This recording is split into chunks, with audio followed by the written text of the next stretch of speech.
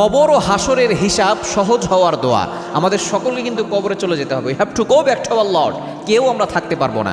নবীজি সাল্লাল্লাহু আলাইহি সাল্লাম হাসরের ময়দানে যে আমাদের হিসাব নেওয়া হবে, এই হিসাব সহজ যাতে করে হয়, এই জন্য নবীজি সাল্লাল্লাহু আলাইহি সাল্লাম একটি দোয়া পড়তেন।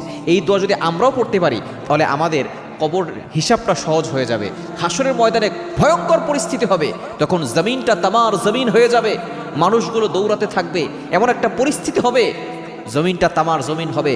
প্রত্যেকটা মানুষের আধ উপরে সূর্য চলে আসবে, কেমন যেন এই সূর্যের তাপে মগজগুলো গরম ভাত যেভাবে টকবক করতে থাকে চুলার উপরে, আপনার আমার মগজগুলো গরম ভাতের মতো টকবক করতে থাকবে। এমন একটা ভয়ঙ্কর পরিস্থিতি হবে, মা তার সন্তানকে ভুলে যাবে, ভাই তার ভাইকে ভুলে যাবে, ভাই তার বোনকে ভুলে যাবে, স্বামী তার স্ত্রীকে চিনবে না, কেউ কাউকে সেদিন চিনবে না। ওই দিন হিসাব যাতে করে সহজ হয়, এজন্য হিসাব শুরু হওয়ার আগেই 50,000 বছর ধরে সেখানে দাঁড়িয়ে থাকতে হবে। এজন্য হিসাব